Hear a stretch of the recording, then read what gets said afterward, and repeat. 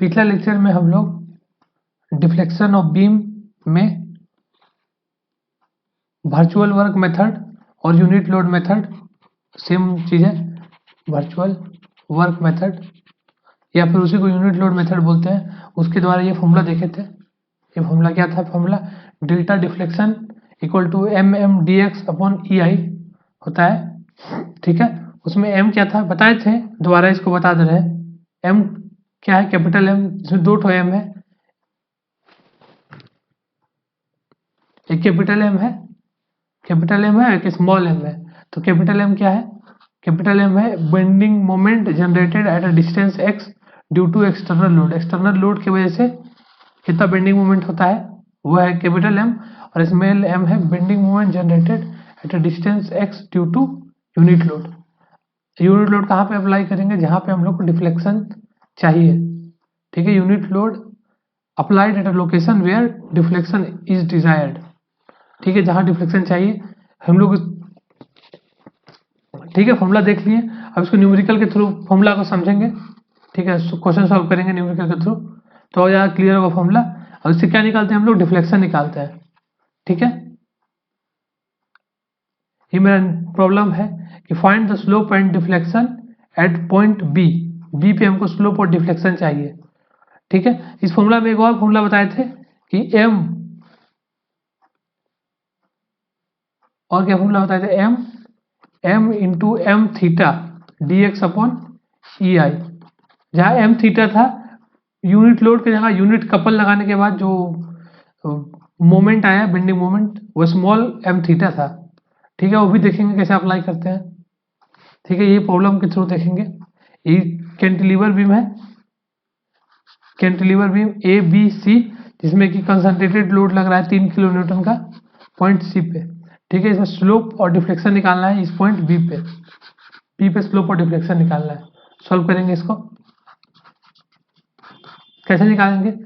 पहले हम लोग क्या कैलकुलेट करेंगे? स्मॉल m कैलकुलेट करेंगे, फिर कैपिटल M कैलकुलेट करेंगे, फिर इंटीग्रेशन में बैठा देंगे ये फॉर्मूला में, delta equal to MM/dx upon EI। MM/dx upon EI। Small m क्या होगा? स्मॉल m मेरा बेंडिंग मोमेंट होगा जब 1 किलो न्यूटन का लोड लग रहा है B पे, क्योंकि हमको डिफ्लेक्शन चाहिए B का वर्टिकल डायरेक्शन में। तो हम लोग फोर्स कैसे लगाएंगे? 1 यूनिट का। बनाते हैं इसको दोबारा बीम को।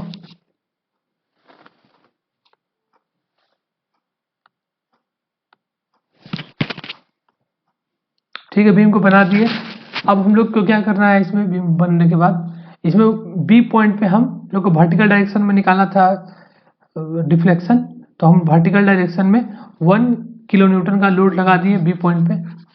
ठीक है, अब हम लोग उसके लिए 1 किलो न्यूटन का लोड लगा के AB में M कैलकुलेट करेंगे और BC में M कैलकुलेट करेंगे। स्मॉल m बोल रहे हैं। उसके बाद क्या करेंगे? तो पहले हम लोग m कैलकुलेट कर रहे हैं, उसके बाद बताते हैं क्या करेंगे। तो m कैलकुलेट करने के लिए हम लोग यहाँ रिएक्शन निकालना पड़ेगा। तो निकालते हैं, रिएक्शन निकालते हैं। मेरा वर्टिकल डायरेक्शन में जो फोर्स का समेशन होगा क्या होगा? वर्टिकल डायरेक्शन में फोर्स का समेशन 0 होगा, 0 होगा। मान लीजिए यहाँ फोर्स लग रहा है RA और मोमेंट लग रहा है MA। ठीक है, तो RA वर्टिकल डायरेक्शन में फोर्स का समेशन 0 की, तो RA इक्वल टू 1 आ गया मेरा डायरेक्ट 1 किलो न्यूटन। और summation of moment about A 0 करेंगे तो क्या आ जाएगा मेरा? एंटी क्लॉकवाइज को पॉजिटिव लेंगे तो M आएगा, M मोमेंट बोलते हैं इसको, MA की जगह M बोलते हैं। ठीक है, तो M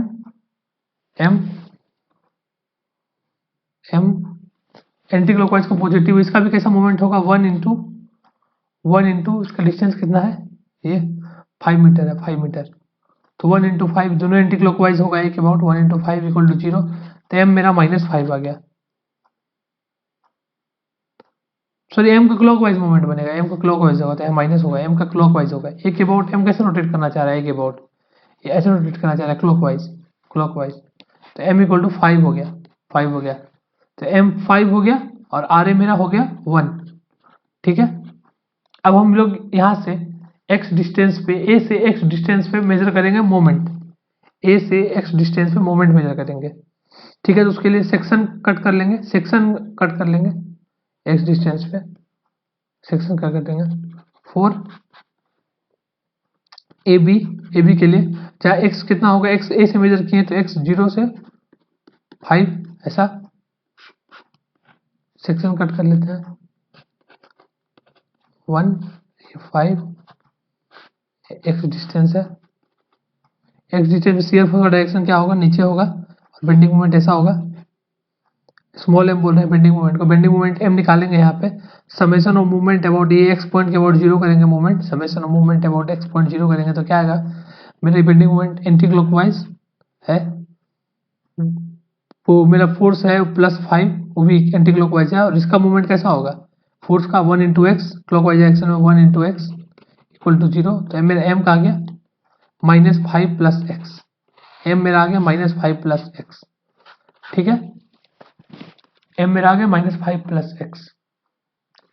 अब हम लोग इस तरह BC के लिए, इस तरह BC के लिए भी देखेंगे, BC के लिए तो BC के लिए हम लोग सेक्शन हम लोग यहीं से लेंगे, A से ही लेंगे, ठीक है, लेकिन हम लोग BC के लिए लेफ्ट पार्ट की जगह राइट पार्ट को देखेंगे, लेफ्ट पार्ट की जगह पे राइट पार्ट को देखेंगे। BC के लिए राइट पार्ट को अगर देखेंगे, ऐसे मान लिया हम पूरा ड्रॉ कर देते हैं फिगर, यहाँ मान लिया 1 लग रहा है,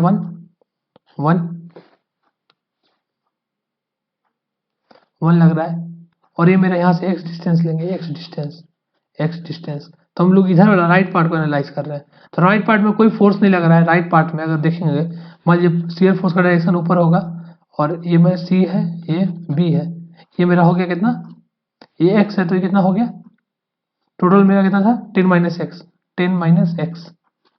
तो ये 10 माइनस एक्स पोर्शन को एनालाइज कर रहे हैं हम, 10 माइनस एक्स पोर्शन, ठीक है, ये मेरा C पॉइंट है। तो इस तरह बेंडिंग मोमेंट स्मॉल m होगा, तो कोई फोर्स नहीं लग रहा है इसमें, तो ये m डायरेक्ट 0 आ जाएगा। कैलकुलेट करके भी देख सकते हैं, लेफ्ट पार्ट को एनालाइज कर सकते हैं, तो फोर्स 0 आ जाएगा मेरा, सॉरी बेंडिंग मोमेंट 0 आ जाएगा, ठीक है। और एक बात बताना चाहेंगे कि इसको लोग डायरेक्ट भी लिख सकते हैं, डायरेक्ट भी शॉर्टकट तरीका से लिख सकते हैं। शॉर्टकट क्या बताए थे हम लोग, कि जब हम लोग लेफ्ट पार्ट में यहाँ पे कट करेंगे, लेफ्ट पार्ट में कट करेंगे, तो डायरेक्ट हम लोग क्या करेंगे, क्लॉकवाइज मूवमेंट को पॉजिटिव लिखेंगे और एंटी क्लॉकवाइज को नेगेटिव लिखेंगे। तो डायरेक्ट हम लोग यहाँ से क्या करते हैं, m इक्वल टू लिखते हैं, m equal to clockwise moment कौन दे रहा है, 1 इंटू एक्स क्लॉकवाइज दे रहा है, और जो मोमेंट है कांस्टेंट मोमेंट है वो एंटी क्लॉकवाइज दे रहा है, ये जो मोमेंट है ये एंटी क्लॉकवाइज दे रहा है, तो कैसा होगा -5, तो डायरेक्ट -5 प्लस एक्स आ जाता है, ठीक है। तो हम लोग डायरेक्ट मतलब कि सेक्शन कट नहीं करेंगे, डायरेक्ट लेफ्ट पार्ट को एनालाइज करेंगे, तो डायरेक्ट हम लोग देखेंगे बिना मतलब वो किए हुए, कट किए हुए सेक्शन, ठीक है। लेफ्ट पार्ट में क्लॉकवाइज को पॉजिटिव ले लेंगे, राइट पार्ट में एंटी क्लॉकवाइज को पॉजिटिव लेंगे, ठीक है। अब ये मेरा स्मॉल m कैलकुलेट हुआ है, स्मॉल m।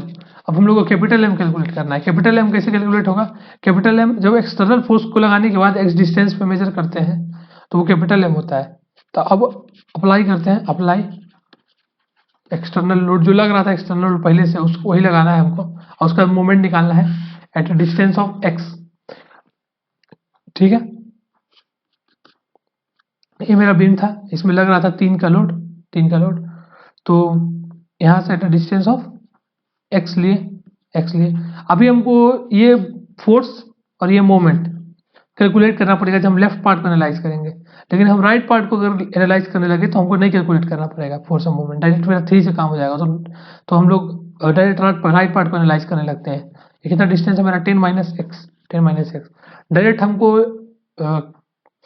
राइट पार्ट में डायरेक्ट हम लोग लिख सकते हैं मोमेंट का इक्वेशन। राइट पार्ट में कैसे लिखेंगे, डायरेक्ट m इक्वल टू लिख देंगे, एंटी क्लॉकवाइज को पॉजिटिव और क्लॉकवाइज को नेगेटिव। तो ये फोर्स कैसा मोमेंट प्रोड्यूस कर रहा है इस x डिस्टेंस पे, क्लॉकवाइज प्रोड्यूस कर रहा है, तो क्या हो जाएगा डायरेक्ट -3 इंटू 10 माइनस एक्स, ठीक है। अब हम यहाँ पे अगर बोले कि ए बी पोर्शन के लिए भी बोले तो यही इक्वेशन होगा, और बी सी पोर्शन के लिए बोले तो यही इक्वेशन होगा, ए बी और बी सी दोनों पोर्शन के लिए यही इक्वेशन होगा, ठीक है।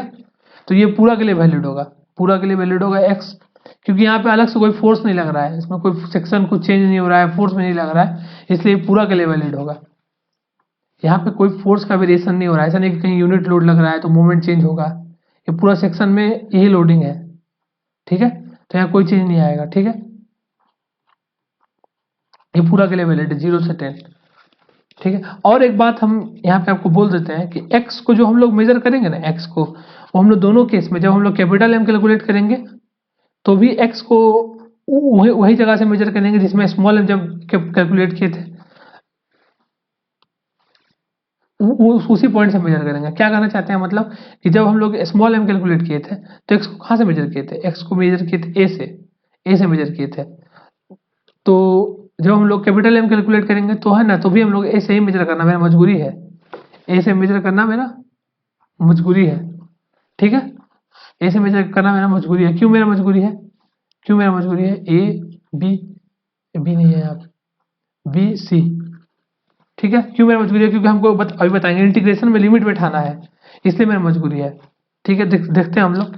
डेल्टा इक्वल टू मेरा क्या आ गया, डेल्टा ऑफ बी क्या होता है मेरा, M d x upon E आई होता है। हमको दो बार लगाना पड़ेगा, एक बार ए से बी के लिए लगाना पड़ेगा, फिर एक बार बी से सी के लिए लगाना पड़ेगा, ठीक है।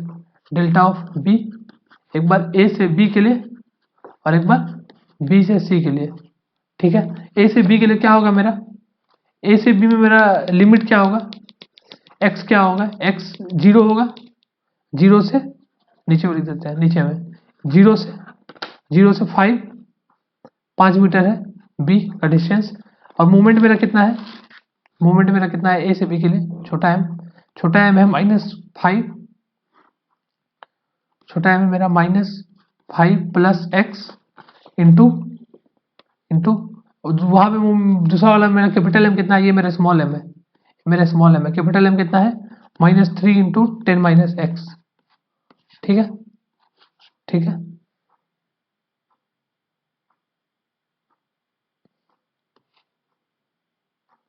-5 प्लस एक्स, ठीक है।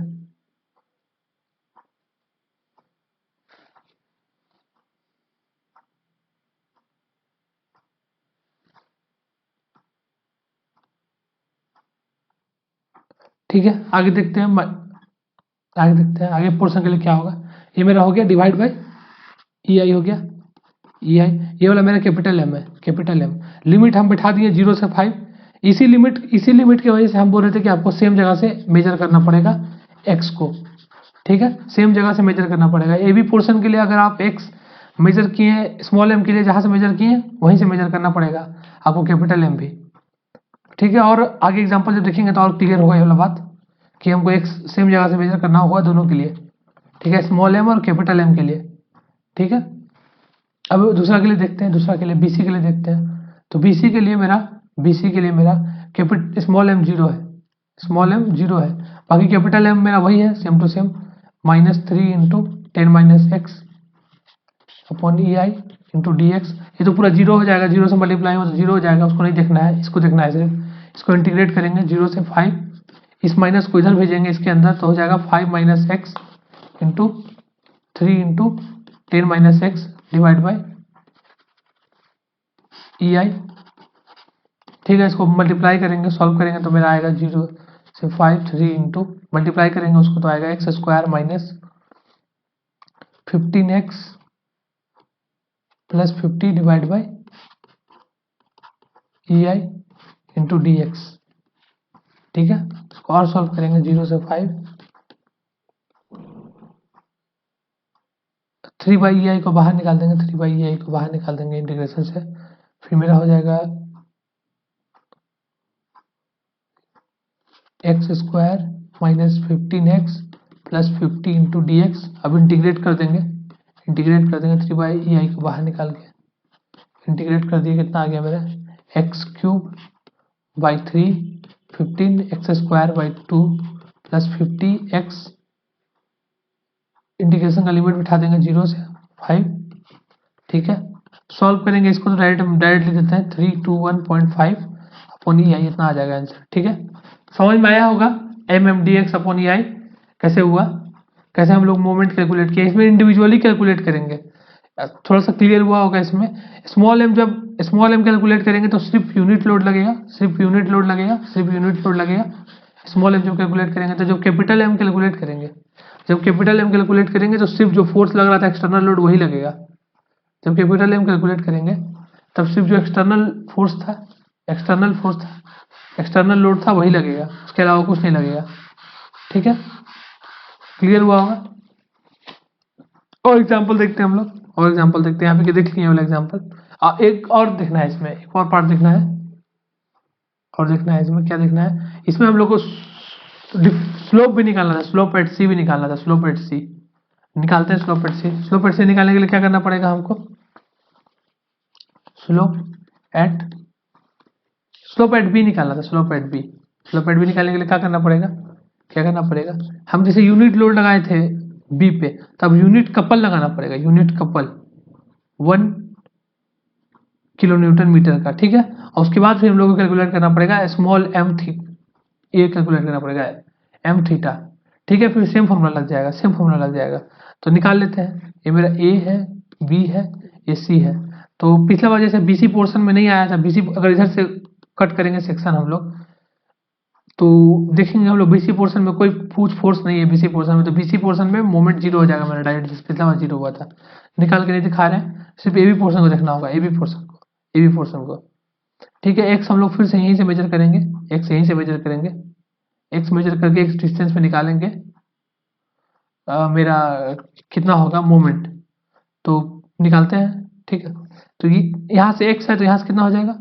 टोटल 5 था, तो 5 माइनस एक्स। और राइट पार्ट को एनालाइज करें हम लोग। राइट पार्ट को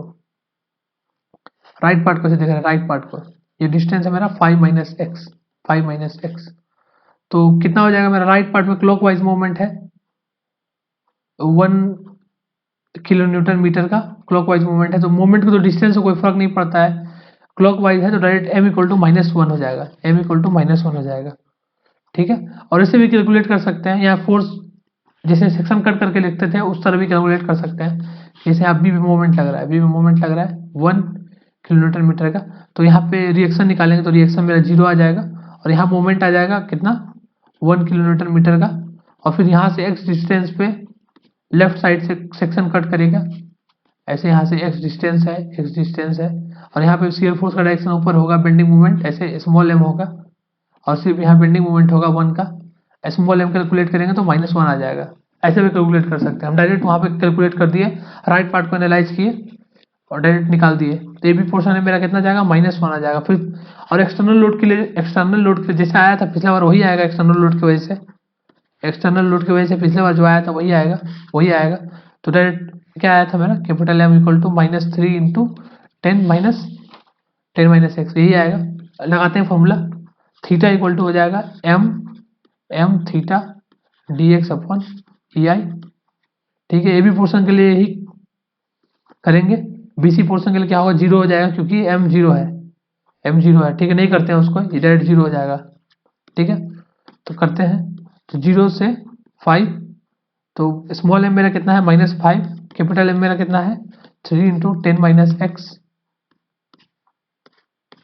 इंटू dx अपॉन EI। ठीक है, कितना हो जाएगा मेरा? कैलकुलेट करिएगा। 3/EI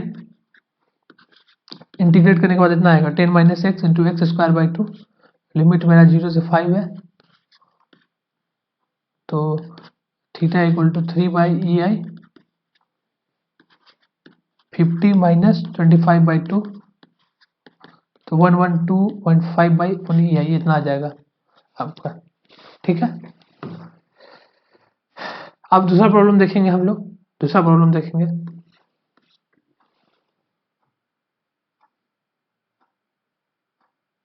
ठीक है, ये मेरा नेक्स्ट प्रॉब्लम है। Calculate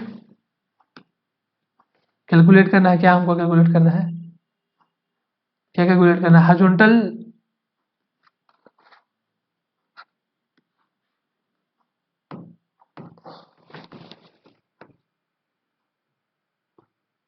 calculate horizontal displacement at C. ठीक है, एट सी पे हमको हॉरिजॉन्टल डिस्प्लेसमेंट कैलकुलेट करना है। ठीक है, मतलब इस डायरेक्शन में डिस्प्लेसमेंट कैलकुलेट करना है। ठीक है, तो यूनिट लोड किधर लगाएंगे? उसी डायरेक्शन में लगाएंगे जिस डायरेक्शन में हम लोग को डिस्प्लेसमेंट कैलकुलेट करना है। अच्छा, ये बीम कैसा बीम है? पिछला बार भी जो बीम था वो भी मेरा स्टैटिकली डिटर्मिनेंट था, और ये भी बीम मेरा स्टैटिकली डिटर्मिनेंट है। तो ये जो मेरा मेथड होता है यूनिट लोड मेथड और वर्चुअल मेथड, उसको हम जनरली स्टैटिकली डिटर्मिनेट बीम में ही लगाते हैं, क्योंकि उसमें M, small M, capital M, ये सब कैलकुलेट करना, फोर्स निकालना इजी होता है। ठीक है, स्टैटिकली इंडिटरमिनेट नहीं लगाते हैं। ठीक है, ठीक है। स्टैटिकली इंडिटरमिनेट में लगाएंगे तो उसका अलग मकसद होगा, मतलब रिटर्डेंट कैलकुलेट करने का मकसद से लगाएंगे। ठीक है, कि मतलब कोई पॉइंट है, मान लीजिए उसका डिस्प्लेसमेंट 0 करेंगे तो पहले इस मेथड से डिफ्लेक्शन निकाल लेंगे और फिर और फोर्स की वजह से 0 करके रिटर्डेंट निकालेंगे। ठीक है, तो ये अल्टीमेटली समझ लीजिए कि इसको डिटर्मिनेट भी में लगाना है जिसमें फोर्स कैलकुलेट किया जा सके। ठीक है, तो देखते हैं इसको कैसे होगा।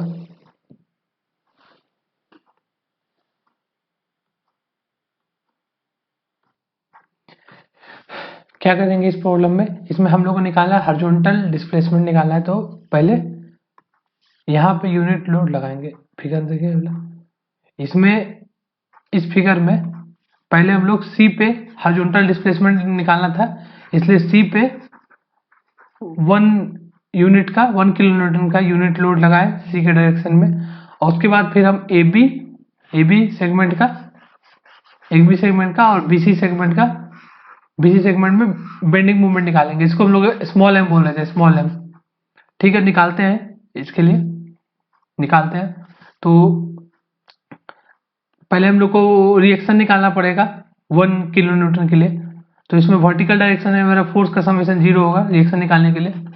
तो मेरा R A plus R C equal to 0 हो जाएगा, क्योंकि कोई फोर्स नहीं लग रहा है इसमें। ठीक है, और कोई पॉइंट के अबाउट हम मोमेंट 0 करते हैं, ए के अबाउट मोमेंट 0 करते हैं। ठीक है, ए के अबाउट मोमेंट 0 करते हैं। तो मेरा क्या आ जाएगा, किसका मोमेंट आएगा, एक आरसी का मोमेंट आएगा, आरसी का और एक 1 का आएगा, इसका मोमेंट आएगा, इसका और इसका मोमेंट आएगा सिर्फ। बाकी इसका मोमेंट कैंसिल हो जाएगा, ये भी ए से पास हो रहा है, ये फोर्स आर ए, और ये जो 1 किलो न्यूटन है ये भी पास हो रहा है ए से। अच्छा, ये 1 किलो न्यूटन कैसे आया, हॉरिजॉन्टल डायरेक्शन में फोर्स 0 करेंगे तो यहाँ 1 लग रहा है और ये फोर्स 1 बैलेंस करेगा एक दूसरे को। मान लीजिए हमको एच ए माने फोर्स को, एच ए, तो एच ए का वैल्यू कितना है, 1 के बराबर है, 1 किलो न्यूटन। ठीक है, ठीक है, वो कैसे आया, मेरा हॉरिजॉन्टल डायरेक्शन में लेने से आया। ठीक है, अब हम लोग करेंगे मोमेंट ए के अबाउट 0, तो आरसी का मोमेंट आएगा, आरसी का मोमेंट कितना आएगा, आरसी का आएगा आरसी इंटू ये डिस्टेंस 8 मीटर है इंटू 8, एंटी क्लॉकवाइज को पॉजिटिव लिए, क्लॉकवाइज को नेगेटिव लेंगे। 1 का कितना आएगा, 1 का डिस्टेंस कितना है, 10 मीटर है, तो 1 इंटू 10 इक्वल टू 0 हो जाएगा। तो मेरा यहाँ से आरसी कितना आ जाएगा, आरसी आ जाएगा मेरा 10/8। आरसी 10/8 आ गया तो आर ए कितना आ जाएगा, आर ए मेरा -10/8 आ जाएगा, क्योंकि R A plus R C 0 है, R A plus R C 0 है, तो मेरा आर ए आ जाएगा -10/8। ठीक है, अब हमको निकालना है ए बी सेगमेंट में बेंडिंग मोमेंट।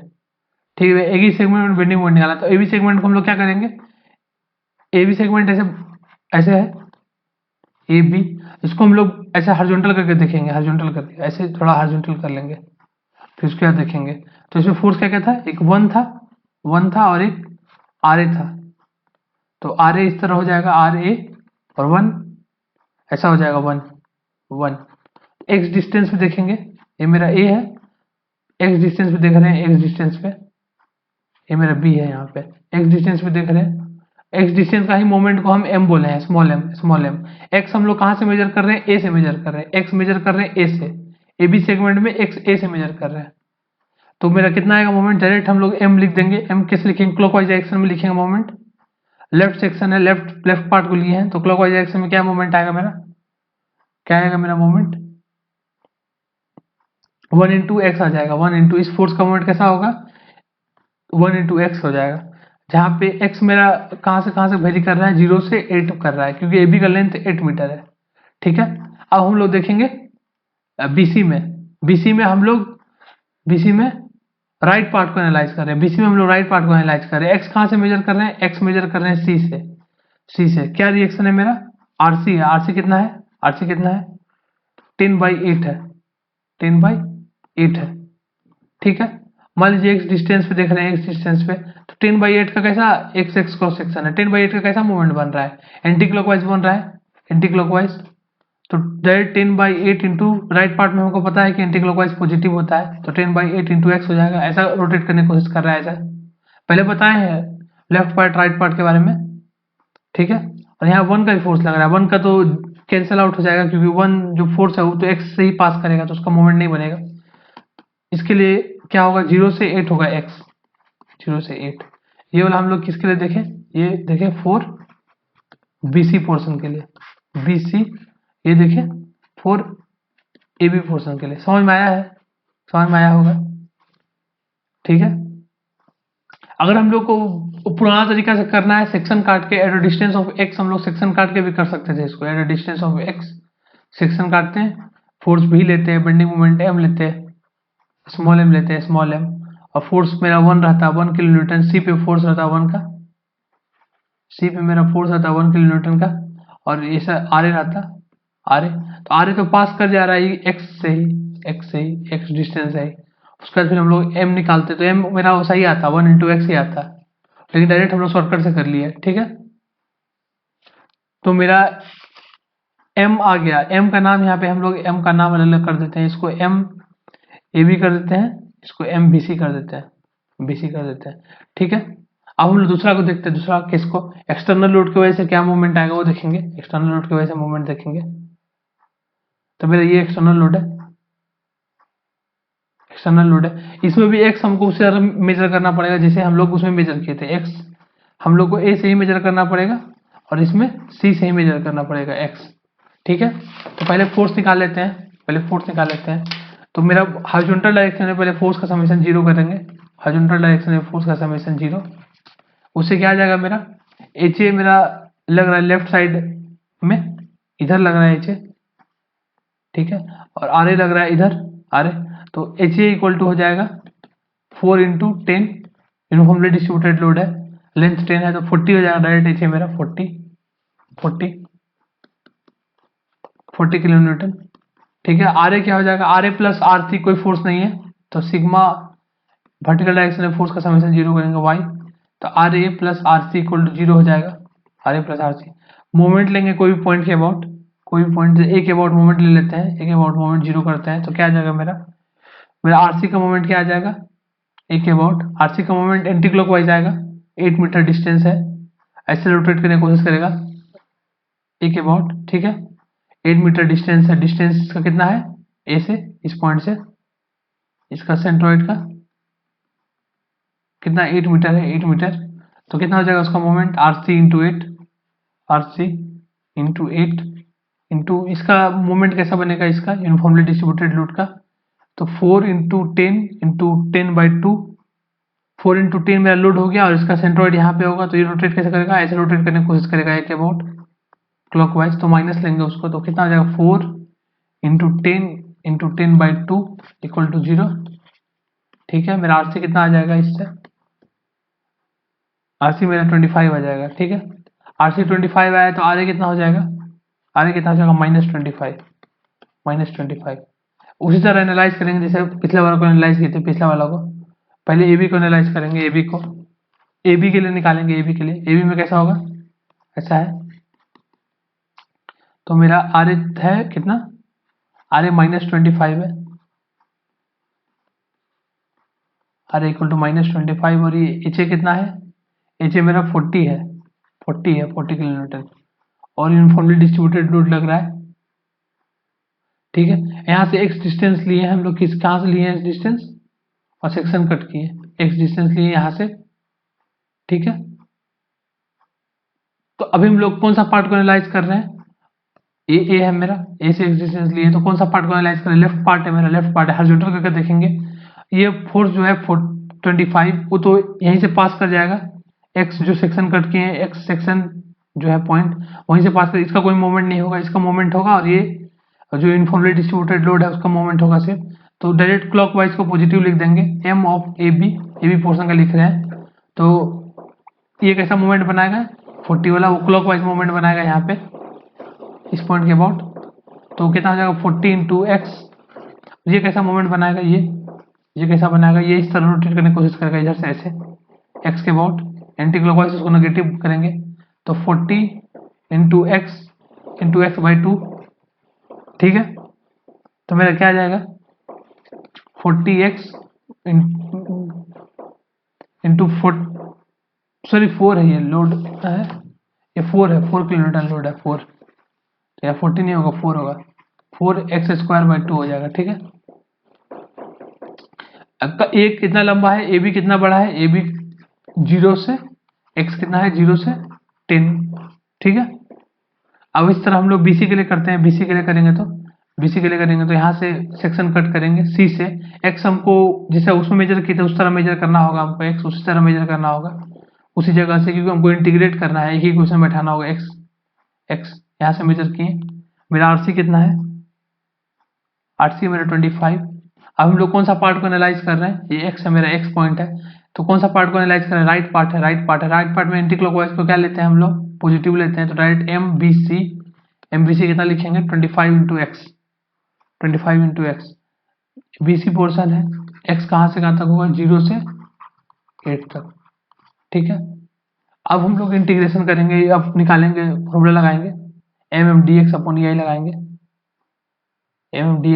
लगाएंगे, तो डेल्टा मेरा क्या हो जाएगा, डेल्टा इंटीग्रेशन ऑफ A से B और फिर B से C, तो A से B के लिए क्या हो जाएगा, लिमिट A से B के लिए 0 to 10, मेरा मोमेंट कितना है A से B में, x है, छोटा m x है, m AB के लिए है, ये भी AB के लिए है, अपॉन EI इंटू dx, यहाँ पे m BC के लिए MBC upon EI into dx, ठीक है। तो x था MAB और ये m कैपिटल M वाला कितना था 40x माइनस 4x² बाई 2 था, divide by EI into dx, plus B से C के लिए हम लोग कहाँ से मेजर किए, x मेजर किए हैं C से मेजर किए, तो 0 लेंगे C पे और उसके बाद वहां पे लेंगे 8, ठीक है। लिमिट x का क्या है, लिमिट x का क्या है, लिमिट x का क्या है, लिमिट x का क्या है, लिमिट x यहाँ से मेजर किए तो यहाँ x 0 होगा और यहाँ x कितना होगा 8 होगा, ठीक है, समझ में आया होगा। तो यहाँ से 8 हो गया, उसका फिर अब वैल्यू लेंगे डायरेक्ट, वैल्यू MBC का कितना वैल्यू होगा, MBC का कितना वैल्यू होगा, MBC वहां पे है 10/8 ऑफ x, है कि नहीं 10/8 ऑफ x, 10/8 ऑफ x है स्मॉल m 10/8, ये है स्मॉल m BC, और कैपिटल M वाला कितना है मेरा, कैपिटल M कितना है 25x है, 25x into dx upon EI, capital M 25x है, यहाँ पे निकालें 25x, ये ठीक है। अब इसको इंटीग्रेट कर देंगे इसको, कितना आ जाएगा इसका इंटीग्रेशन, इसका 40x³ by 3EI minus 4x⁴ upon 2 into 4EI limit 0 से 10, प्लस इसका हो जाएगा 250x³ बाई 48EI, इसका लिमिट हो जाएगा 0 से 8। इसको सॉल्व करेंगे हम लोग तो आ जाएगा मेरा कितना आ जाएगा 5666.6 अपॉन EI, ठीक है, इतना आ जाएगा मेरा आंसर, ठीक है। नेक्स्ट हम लोग देखते हैं नेक्स्ट मेथड देखते हैं। नेक्स्ट मेथड मेरा है कैस्टिग्लिआनो थ्योरम डिफ्लेक्शन कैलकुलेशन का, ठीक है। इसको ये लास्ट मेथड है मेरा, इसको मेथड ऑफ लीस्ट वर्क भी बोलते हैं, क्या बोलता है मेथड, कैस्टिग्लिआनो थ्योरम, ठीक है। कैस्टिग्लिआनो थ्योरम, इससे भी डिफ्लेक्शन निकालते हैं, ये लास्ट मेथड है मेरा डिफ्लेक्शन निकालने का, ठीक है। क्या बोलता है कैस्टिग्लिआनो थ्योरम, कैस्टिग्लिआनो थ्योरम बोलता है कि displacement at any point in a structure is equal to first partial derivative of strain energy in the structure with respect to the force acting at the point in the direction of desired displacement. क्या मतलब है इसका कि पहला कोई भी point पे deflection निकालना है हमको किसी भी स्ट्रक्चर में, तो हम लोग स्ट्रेन एनर्जी का पहला पार्शियल डेरिवेटिव करेंगे विथ रिस्पेक्ट टू फोर्स जो एक्ट कर रहा है उस पॉइंट पे जहां पे हम लोग डिफ्लेक्शन निकाल रहे हैं। क्या मतलब है इसका, क्या मतलब है इसका कि स्ट्रेन एनर्जी का ये यू मेरा स्ट्रेन एनर्जी है, स्ट्रेन एनर्जी का पार्शियल डेरिवेटिव किए, मतलब क्या किए, डी बाई डी यू किए और फिर डी बाई डी पी किए एनर्जी का, तो पहला पार्शियल डेरिवेटिव किए एनर्जी का, और पी क्या है, डीपी क्या है मेरा, डीपी क्या है, डीपी मेरा क्या है, मतलब पी आई क्या है, पी आई मेरा फोर्स है जो कि एक्ट कर रहा है जिस पॉइंट का हम लोग निकाल रहे हैं, जिस पॉइंट पे हम लोग निकाल रहे हैं डिस्प्लेसमेंट। तो डेल्टा आई मेरा पॉइंट को रिप्रेजेंट कर रहा है, पी आई मेरा रिप्रेजेंट कर रहा है कि उस आई पॉइंट पे कितना फोर्स लग रहा है।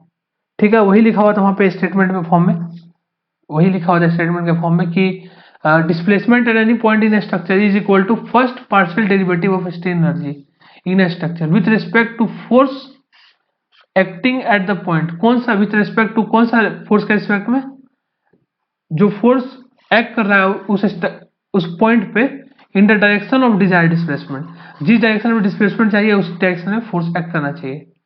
जिस अब ये थ्योरम कहाँ कहाँ अप्लाइड होता है, कैसा कैसा मतलब स्ट्रक्चर में अप्लाई होता है, तो this theorem applies to a structure that have constant temperature. इसमें टेम्परेचर क्या हो, कांस्टेंट हो, ठीक है, कांस्टेंट टेम्परेचर हो, अनयील्डिंग सपोर्ट हो, सपोर्ट यील्ड ना करे, ठीक है, उसी के लिए लगाएंगे हम लोग डिस्प्लेसमेंट निकालने के लिए। ऐसा ही मतलब कि बीम में लगाएंगे जिसमें कि कांस्टेंट टेम्परेचर हो, अनयील्डिंग सपोर्ट हो और लीनियर इलास्टिक मटेरियल रिस्पॉन्स हो। ठीक है, ठीक है, पहला डेरिवेटिव करेंगे हम लोग स्ट्रेन एनर्जी का विथ रिस्पेक्ट टू फोर्स, तो मेरा आ जाएगा डिफ्लेक्शन। अब उसी तरह रोटेशन भी आता है मेरा, रोटेशन भी आता है। रोटेशन कैसे आता है, पहला पार्शियल डेरिवेटिव करते हैं हम लोग with respect to moment, moment का, तब मेरा रोटेशन आता है। तो पी आई क्या है मेरा, पी आई बता चुके हैं हम लोग, क्या बताए, force acting at the point where deflection is to be find out बताए हैं। उस तरह एम आई मेरा क्या है, एम आई है मेरा कपल या फिर मोमेंट जो कि एक्ट कर रहा है at the point where rotation is to be find out. ठीक है, जहां रोटेशन फाइंड आउट कर रहे हैं वहां पे कितना मतलब मोमेंट है। हम एग्जांपल से भी एक बताते हैं कि जैसे मान लीजिए कैंटिलीवर बीम है और यहाँ पे पी फोर्स लग रहा है और यहाँ मान लीजिए कुछ भी इसमें फोर्स लग रहा है, कुछ भी मान लीजिए फोर्स है, तो यहाँ इस पूरा बीम में एनर्जी निकालेंगे हम लोग, यू निकालेंगे, और मान लीजिए कोई पॉइंट बी है तो पॉइंट बी का डिफ्लेक्शन चाहिए हमको, तो पॉइंट बी का डिफ्लेक्शन के लिए del U of del P B कर देंगे, बी पे जो फोर्स है उसका, तो मेरा निकल जाएगा पॉइंट बी का डिफ्लेक्शन। यही बोल रहा है ये मेथड। ठीक है, यू क्या है, स्ट्रेन एनर्जी है, strain energy in the structure due to various forces, जो भी फोर्स एक्ट कर रहा है स्ट्रक्चर में उस सारा फोर्स की वजह से कितना मेरा स्ट्रेन एनर्जी है। ठीक है, this method is applicable when force on the structure are, अच्छा ये मेथड कब एप्लीकेबल, और कंडीशन है कि कब एप्लीकेबल होगा, तो फोर्स जो है वो कंजर्वेटिव होना चाहिए, फोर्स कंजर्वेटिव, कंजर्वेटिव का मतलब क्या है कि एनर्जी लॉस नहीं होना चाहिए, they do not cause energy losses. ठीक है, एनर्जी लॉस नहीं होना चाहिए, जब एनर्जी लॉस नहीं होता है तभी ये मेथड एप्लीकेबल होता है, एनर्जी लॉस के केस में नहीं होता है, कंजर्वेटिव होना चाहिए। ठीक है, ठीक है, अब ये हम लोग जो पढ़े del U by del W one, del W one है मतलब लोड है मेरा डब्ल्यू वन, और डेल्टा वन डिफ्लेक्शन निकला जो उस पॉइंट का जहां पे डब्ल्यू वन लग रहा था। ठीक है, ये कैस्टिग्लियानो का सेकेंड थ्योरम है, कैस्टिग्लियानो का कभी कभी एमसीक्यू में पूछा जाता है कि जो हम लोग डिफ्लेक्शन निकालने के लिए जो यूज करते हैं कैस्टिग्लियानो का थ्योरम, वो कौन सा थ्योरम है कैस्टिग्लियानो का, तो वो सेकेंड थ्योरम है। तो पहला थ्योरम क्या है, पहला थ्योरम क्या है कैस्टिग्लियानो का, पहला थ्योरम है कि स्ट्रेन एनर्जी का विथ रिस्पेक्ट टू डिस्प्लेसमेंट हम लोग पहला डेरिवेटिव निकालेंगे तो फोर्स निकल जाएगा उसी पॉइंट का। ठीक है, स्ट्रेन एनर्जी का पहला डेरिवेटिव करेंगे विथ रिस्पेक्ट टू डिस्प्लेसमेंट, तो मेरा फोर्स निकल जाएगा उस पॉइंट पे।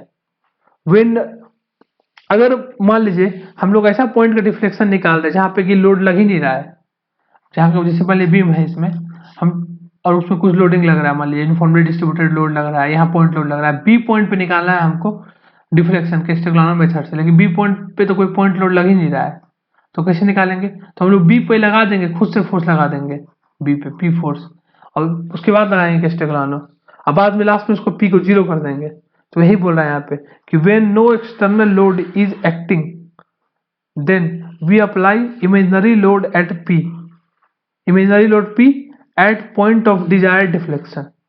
और उसके बाद फिर क्या बोल रहा है कि उसके बाद delta equal to d P d U by d P कर देंगे, स्ट्रेन एनर्जी का पहला डेरिवेटिव कर देंगे, उसका फिर पी को जीरो कर देंगे, where P is set to zero. बाद में लास्ट में पी को जीरो कर देंगे, पहले हम लोग del U by del P निकाल लेंगे और लास्ट में पी को जीरो कर देंगे, तो फोर्स भी नहीं लगा और डेरिवेटिव भी कर लिए। ठीक है, ये कैस्टेग्लियानो थ्योरम बता दिए हम। अभी कैस्टेग्लियानो थ्योरम हम लोग बीम और फ्रेम के लिए देखेंगे, Castigliano theorem for beams and frames. ठीक है, beams and frames, Castigliano theorem for beams and frames. ठीक है, बीम फ्रेम में क्या अंतर हो जाएगा कि जो मेरा स्ट्रेन एनर्जी है वो हम क्या होगा बीम और फ्रेम के लिए M square d x upon E I, M square d x upon E I हम लोग को पता है क्या है strain energy, strain energy due to bending है। ठीक है, तो हम लोग जो स्ट्रेन एनर्जी ले रहे हैं बीम्स ऑफ फ्रेम के केस में वो सिर्फ strain energy due to bending ले रहे हैं, उसका फिर पार्शियल डेरिवेटिव कर दे रहे हैं। ये स्ट्रेन एनर्जी है, मेरा ये पूरा टर्म जो है ब्रैकेट में लिखे हैं स्ट्रेन एनर्जी को रिप्रेजेंट कर रहा है, ये जो ब्रैकेट में टर्म है वो पूरा स्ट्रेन एनर्जी को रिप्रेजेंट कर रहा है। तो हम लोग इसमें खाली strain energy due to bending ले रहे हैं, स्ट्रेन एनर्जी तो बहुत तरह का होता है, तो इसमें नोट करने वाला बात है कि strain energy due to bending, bending has only been considered because in beams and frames deflection are caused mainly by bending। beams और frames में जो डिफ्लेक्शन होता है वो बेंडिंग के द्वारा ही मेनली काउज किया जाता है, इसीलिए हम लोग सिर्फ बेंडिंग कर लिए हैं। तो इक्वेशन को चेंज हो जाएगा, इसको डेल बाई डेल पी को मतलब इंटीग्रेट करने के लिए अंदर लेके गए, तो मेरा एम स्क्वायर का इंटीग्रेशन किया तो 2m आया, तो 2 से ऊपर से 2 और नीचे 2 कट गया। ठीक है, एम स्क्वायर का इंटीग्रेशन किए हम लोग, एम स्क्वायर का इंटीग्रेशन किया डेल बाई डेल पी किए तो 2m आया into del M by del P हुआ, और ये 2 ऊपर नीचे कट गया, तो ये मेरा फॉर्मूला आ गया बीम्स एंड फ्रेम्स के लिए। फॉर्मूला क्या आ गया, m into del M by del P divide by E I into D x का इंटीग्रेशन। ठीक है, अगर हम लोग रोटेशन निकाल रहे तब del M by del P की जगह पे del M by del P की जगह पे del M by del M dash करेंगे, del M by del P की जगह पे del M by del M dash करेंगे, एम डैश, जहाँ एम डैश क्या होगा, एम डैश क्या होगा, मोमेंट अप्लाई करेंगे, applied at a point where theta is to be moment applied at point theta is to be found out होगा, जहाँ पे थीटा निकाल रहे हैं, theta is to be found, जहाँ पे थीटा निकाल रहे हैं वहां पे मोमेंट होगा। इसका भी मोमेंट को लास्ट में जीरो कर देंगे, जैसे पी को जीरो कर रहे थे उस तरह मोमेंट को जीरो कर देंगे। अगर मोमेंट नहीं लग रहा होगा तो, लग रहा हो तो ठीक है, बढ़िया है। ठीक है, एम क्या है, बेंडिंग मोमेंट है बीम में, एम क्या है, बेंडिंग मोमेंट है बीम में। और एम कब कैलकुलेट कर रहे हैं हम लोग, एम बेंडिंग मोमेंट है जब both due to external load and imaginary load. जैसे पिछला मेथड देखे थे हम लोग, तो उसमें हम लोग जो बेंडिंग मोमेंट निकाल रहे थे, और हम लोग अभी जो एग्जांपल देखे इसके पहले उसमें हम लोग एक्सटर्नल लोड की वजह से ही सिर्फ एम कैलकुलेट कर रहे थे, और एक स्मॉल एम कैलकुलेट कर रहे थे, वो सिर्फ 1 यूनिट का लोड के लिए कैलकुलेट कर रहे थे, 1 यूनिट का लोड के लिए। और कैपिटल एम कैलकुलेट कर रहे थे हम लोग, कैपिटल एम हम लोग कैलकुलेट कर रहे थे सिर्फ एक्सटर्नल लोड की वजह से। लेकिन इसमें जो कैपिटल एम है वो हर सबको अकाउंट में लेगा, सबको अकाउंट में लेगा, मतलब bending moment in the beam both due to external load and imaginary load, दोनों को लेंगे, imaginary load, external load and imaginary load P dash applied at the point where deflection is to be found. P dash कहाँ apply होगा, जहाँ पे deflection found कर रहे हैं वहां पे अप्लाई होगा, तो दोनों के वजह से कंबाइंडली निकालेंगे। ठीक है, तो हम लोग अभी ये वाला एक एग्जाम्पल देखते हैं, ये इसमें हम लोग क्या है, calculate the slope and deflection at point B, इसको हम लोग वो मेथड से भी देखे थे, वर्चुअल वर्क मेथड से, यूनिट लोड मेथड से भी देखे थे, M M d x upon E वाला से। अब हम लोग इसको कैस्टेग्लियानो से देखेंगे। ठीक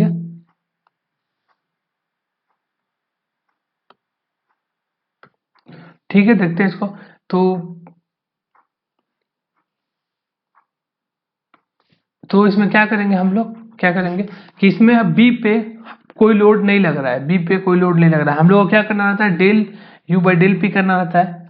डेल यू बाई डेल्टा बराबर फॉर्मूला क्या पता है हमको, M del M by del X, sorry del M by del P upon E I into D x.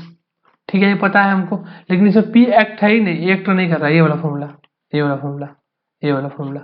तो इसमें पी एक्ट नहीं कर रहा है, पी एक्ट नहीं कर रहा है, तो हम लोग अपने तरफ से पी लगा देंगे। बताए थे कि अगर कोई पॉइंट का निकालना है डिफ्लेक्शन और उसमें अगर लोड नहीं एक्ट कर रहा है एक्सटर्नल लोड, तो हम लोग खुद से लगा देंगे। तो no external load at B, so we apply, हम लोग खुद से अप्लाई कर देंगे, apply an imaginary load at P, और फिर लास्ट में उसको जीरो कर देंगे। ठीक है, imaginary load at B equal to P के बराबर। ठीक है, ठीक है, तो हम लोग पी के बराबर एक लोड लगा देते हैं। यहाँ फिर से बना देते हैं इस फिगर को, फिर से बना देते हैं। ये मेरा बी पॉइंट है, ठीक है, यहाँ मेरा 3 किलोमीटर का लोड लग रहा है, ये सी पॉइंट है, ए बी सी। ठीक है, यहाँ 1 सॉरी पी किलोमीटर का लोड लगा दे रहे हैं। अब हम लोग यहाँ पे मोमेंट कैलकुलेट करेंगे। तो बीसी पोर्शन के लिए हम लोग एक्स यहाँ से कैलकुलेट करेंगे, एक्स यहाँ से कैलकुलेट करेंगे, एक्स सी से लेंगे, और ए बी पोर्शन के लिए एक्स हम लोग बी से लेंगे, और बेंडिंग मोमेंट निकालेंगे, बेंडिंग मोमेंट निकालेंगे। तो यहाँ पे हम लोग टेबल बना लेते हैं, टेबल बना के लिखने में आसानी होता है। तो सेगमेंट बना लिए, सेगमेंट मेरा कौन सा है, बीसी है और ए बी है। ठीक है, और कैपिटल एम लिखेंगे, कैपिटल एम, उसके बाद फिर del M by del P, और एक्स का रेंज क्या है, ऐसे करके टेबल बना देते हैं, एक्स का रेंज। ठीक है,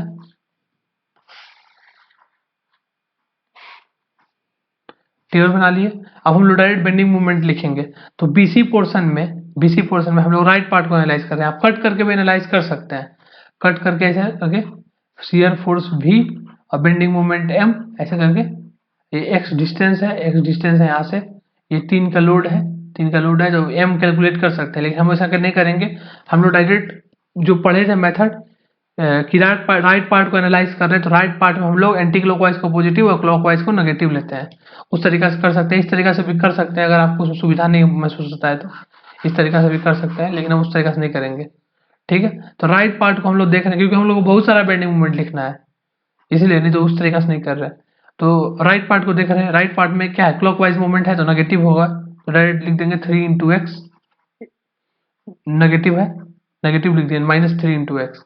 अब हम लोग देख रहे हैं ए बी पोर्शन में, अगर आपको पुराना मेथड से करना है तो आप इससे पी लगाइए, 3 किलोमीटर का लगाइए, यहाँ से एक्स लीजिए, और यहाँ से बेंडिंग मूवमेंट शियर फोर्स भी ऊपर और बेंडिंग मूवमेंट एम, ऐसे क्लॉकवाइज मान के, और एम निकाल सकते हैं। ठीक है, तो एक्स वहां से ले रहे हैं हम लोग, लेकिन हम लोग यहाँ सेक्शन कट कर रहे हैं, यहाँ सेक्शन कट किए, और राइट पार्ट को देख रहे हैं, इतना पार्ट को हम लोग देख रहे हैं, इतना पार्ट को देख रहे हैं, और बेंडिंग मूवमेंट निकाल रहे हैं पूरा कंप्लीट के लिए बेंडिंग मूवमेंट निकाल रहे हैं। कैसे निकलेगा, तो क्या हो जाएगा मेरा, डायरेक्ट करेंगे, तो इसकी वजह से कितना आ जाएगा, -3 इंटू एक्स क्लॉकवाइज क्योंकि है, इसकी वजह से कितना आएगा, सॉरी 3 इंटू एक्स नहीं, 3 इंटू, इसका डिस्टेंस अब चेंज हो गया, इसका यहाँ कितना मीटर है, ये 5 मीटर है, 3 इंटू एक्स प्लस 5 हो गया, 3 इंटू एक्स प्लस 5, क्योंकि एक्स हम लोग बी से मेजर कर रहे हैं ए बी के लिए, 3 इंटू एक्स प्लस 5, इसके चलते कितना हो गया, पी के चलते पी इंटू एक्स, तो माइनस लेंगे क्योंकि क्लॉकवाइज है, पी इंटू एक्स। अब del M by del P निकालेंगे, del M by del P, तो बीसी पोर्शन में कोई पी नहीं है और एक, ठीक है, तो ये जीरो हो जाएगा, क्योंकि डेल बाई 3 -3x का करेंगे पी के रिस्पेक्ट में, तो जीरो हो जाएगा, क्योंकि पी का कोई टर्म नहीं है, इसके लिए कांस्टेंट है, मतलब 3x -3x, डायरेक्ट जीरो हो जाएगा। मैथमेटिक्स है, देखिएगा मैथमेटिक्स, और यह इसका करेंगे अगर, तो ये तो जीरो हो जाएगा, और इसका आ जाएगा -x, इसका आ जाएगा -x। इसका रेंज क्या है, ए बी कितना है, बी सी का रेंज क्या है, 0 से 5, और ए बी का रेंज है 0 से 5। ठीक है, फॉर्मूला लगाएंगे direct, for delta equal to 0 से 5 -3x, बी सी पोर्शन के लिए लगा रहे हैं, del M by del P 0 into E I divide by E I into D x, तो ये जीरो ही हो गया। फिर 0 से 5, 0 से 5 इसका कितना हो गया, इसको मल्टीप्लाई करेंगे तो -15 plus 3x minus P x कितना आ जाएगा, ब्रैकेट बंद कर दिए, और into minus x into D x upon E I इतना आ गया। तो डेल्टा इक्वल टू मेरा हो गया, ये वाला टर्म तो जीरो हो गया पूरा, क्योंकि जीरो था इसमें, जीरो हो गया। ये वाला कितना बचा, 0 से 5, उसको मल्टीप्लाई करेंगे तो कितना आ जाएगा मेरा 15 प्लस, माइनस को मल्टीप्लाई कर दिए,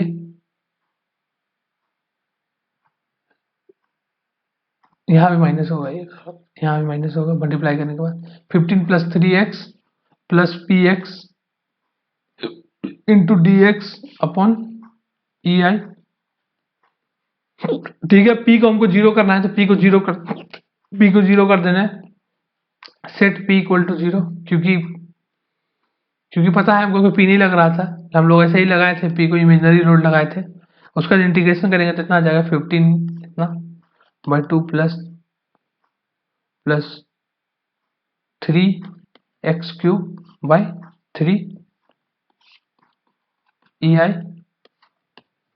0 to 5। ठीक है, तो इसको कैलकुलेट करेंगे तो आ जाएगा मेरा 625 अपॉन 2 ई आई। ठीक है, वही आंसर आ जाएगा, देख लीजिएगा कैलकुलेट करके। ठीक है, आगे देखते हैं हम लोग, आगे हम लोग को क्या करना है। अच्छा, ये पॉजिटिव आया, ये पॉजिटिव वैल्यू आया, इसका मतलब कि उसी जिस डायरेक्शन में लोड लगाए थे हम लोग, उसी डायरेक्शन में डिफ्लेक्शन हुआ।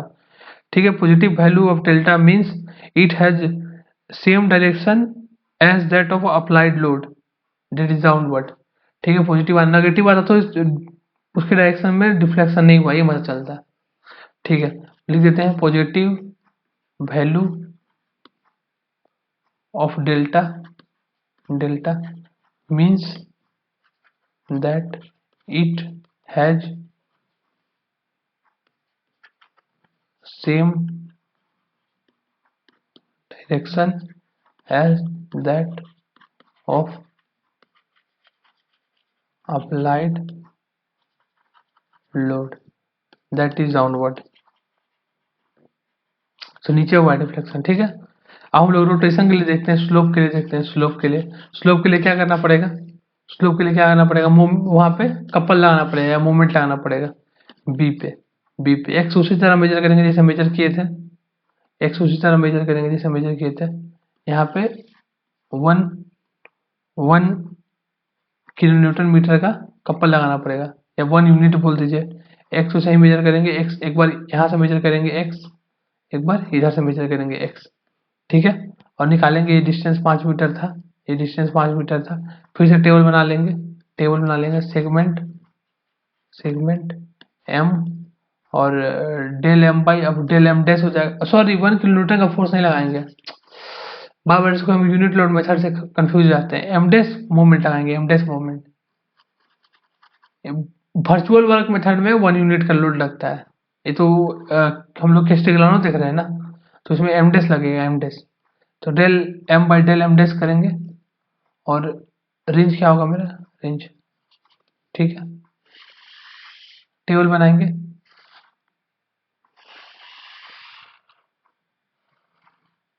पहला सेगमेंट कौन सा है मेरा, पहला सेगमेंट बीसी है, फिर सेगमेंट एबी है। ठीक है, तो एम बीसी के लिए देखना है, तो बीसी के लिए क्या हो जाएगा, यहाँ से एक्स डिस्टेंस है, यहाँ से सेक्शन कट किए, अलग करके देखेंगे, 3 का लोड लग रहा है सिर्फ यहाँ पे एक्स डिस्टेंस में, यहाँ से एक्स डिस्टेंस में, तो क्या हो जाएगा, डायरेक्ट मेरा क्लॉकवाइज है तो राइट पार्ट को देख रहे हैं, तो नेगेटिव 3 इंटू माइनस एक्स। अब यहाँ पे सेक्शन कट किए, तो क्या हो जाएगा मेरा, मोमेंट, तो 3 का मोमेंट हो जाएगा, सबसे पहले 3 इंटू एक्स प्लस 5 इंटू इसका मोमेंट हो जाएगा, ये भी क्लॉकवाइज प्रोड्यूस कर रहा है, तो माइनस एम डैश। अब डेरिवेटिव करेंगे तो इसका डेरिवेटिव 0 आएगा, इसका डेरिवेटिव कितना आएगा, -1 आ जाएगा। डेरिवेटिव देख लीजिएगा, डेरिवेटिव नहीं बता रहे हैं क्योंकि पार्शियल डेरिवेटिव कर रहे हैं, तो इसको 0 की तरह ट्रीट करेगा, इसको जीरो की तरह ट्रीट करेगा, इसको जीरो की तरह, इसको भी जीरो की तरह ट्रीट कर रहा है, पार्शियल डेरिवेटिव कर रहे हैं क्योंकि इसलिए m कोई कहीं पे है नहीं पहला वाला BC पोर्शन में, इसमें कहीं m है, इसमें नहीं है m नहीं है, इसलिए इसका डेरिवेटिव जीरो कर दे रहा है। यहाँ पे m है तो इसका डेरिवेटिव कर रहा है -1। ठीक है, क्या हो जाएगा ये रेंज 0 से 5, 0 से 5 दोनों के लिए। ठीक है, थीटा निकालेंगे, थीटा इक्वल टू क्या आ जाएगा 0 से 5, पहला वाला का तो जीरो हो जाएगा, पहला वाला जीरो हो जाएगा, इसलिए पहला वाला टर्म हम लिख ही नहीं रहे हैं, नहीं लिख रहे हैं। दूसरा वाला का देखते हैं, दूसरा वाला का कितना हो जाएगा -3x -15 कितना इंटू -1 अपॉन EI, इसमें माइनस m डैश भी होगा। थीटा इक्वल टू 0 से 5 -3x -15 -m dash -1 into dx upon EI, ये हो जाएगा। ये माइनस अंदर जाएगा तो सब प्लस हो जाएगा, सब प्लस हो जाएगा, क्या हो जाएगा 3x plus 15 plus m dash upon EI into dx 0 से 5। ठीक है, उसके बाद क्या हो जाएगा, इसको इंटीग्रेट करेंगे और m डैश को जीरो कर देंगे, m डैश को जीरो कर देते हैं पहले, set m dash equal to 0, क्योंकि m डैश तो नहीं लग रहा है, विंडोज को तो हम लोग लगाए हैं निकालने के लिए, उसका इंटीग्रेट करेंगे तो 1 upon EI 15x plus 3x square by 2 0 से 5, ये आएगा मेरा इंटीग्रेशन। Theta equal to 1 by EI 75 plus 75 by 2, ये मेरा आ जाएगा 112.5 अपॉन EI। ठीक है, ठीक है, ये आ जाएगा मेरा 120, ये आंसर हो जाएगा मेरा, इतना रोटेशन हो जाएगा। ठीक है,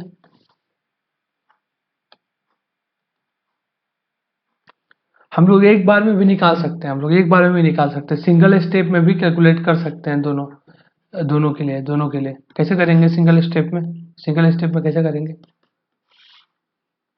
हम लोग बी पे पॉइंट लोड भी लगा देंगे, क्योंकि हमको दोनों को तो जीरो कर देना है, लास्ट में जीरो कर देना है, और एम डैश को भी लगा देंगे साथ में, एम डैश को भी लगा देंगे, और ये तो मेरा लोड लग ही रहा है 3 किलो न्यूटन का, यहाँ से x डिस्टेंस है पे मेजर कर रहे हैं, और यहाँ से b से मेजर कर रहे हैं x।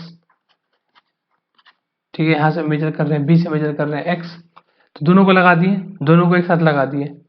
ठीक है, तो सेगमेंट बना रहे हैं, segment BC AB, m calculate करेंगे पहले, उसके बाद हम लोग कैलकुलेट करेंगे del m by del P और del m by del m dash, और ये रेंज है मेरा रेंज। ठीक है,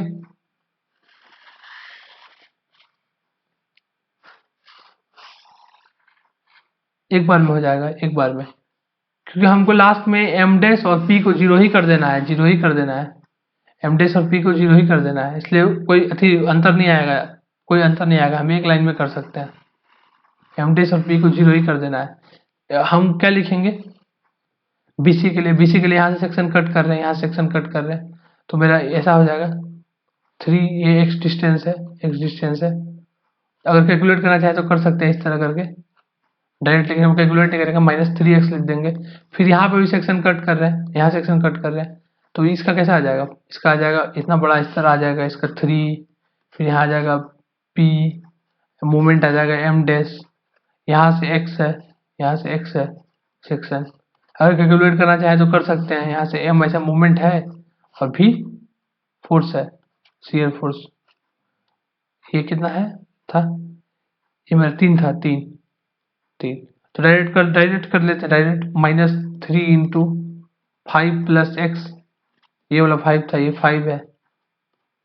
ठीक है, 5 प्लस x, p का कितना होगा, p का क्लॉकवाइज है, सब क्लॉकवाइज है, तो p का -x, फिर जो मोमेंट लगाया वो भी क्लॉकवाइज था m डैश, तो -m डैश। ठीक है, अब पार्शियल डेरिवेटिव करते हैं p के रिस्पेक्ट में, तो ये 0 आ जाएगा, इसका p के रिस्पेक्ट में करते हैं तो -x आ जाएगा, m डैश के रिस्पेक्ट में करते हैं 0 आ जाएगा, इसका करते हैं तो -1 आ जाएगा, रेंज 0 से 5 है BC का, इसका भी 0 से 5 है। ठीक है, डेल्टा कैसे निकालेंगे, डेल्टा डेल्टा इक्वल टू हो जाएगा, पहला तो 0 है तो पहला से कोई फर्क नहीं पड़ेगा, BC के लिए AB के लिए सिर्फ होगा, कितना हो जाएगा 15 प्लस 3x माइनस 15 माइनस बाहर में निकाल दिया, माइनस बाहर में निकाल दिया, और into minus x into D x upon E I. इसमें हम लोग शुरू में 0 कर दिए, शुरू में ही set P and M dash equal to 0, starting में ही पी और एम डैश को 0 डाल दिए, और दूसरा क्या लिखेंगे, डेल्टा को ई थीटा को 0 से 5 डायरेक्ट, और minus 15 plus 3x into minus 1 into D x upon E I, और स्टार्टिंग में ही set P and M dash equal to 0। ठीक है, तो मेरा थीटा और डेल्टा आ जाएगा, इंटीग्रेट करके एक लाइन में बन गया। ठीक है, थैंक यू। यहाँ हम लोग का डिफ्लेक्शन ऑफ बीम खत्म हो गया, न्यूमेरिकल ये सब हो गया। ठीक है, अगला चैप्टर देखेंगे अगला लेक्चर में।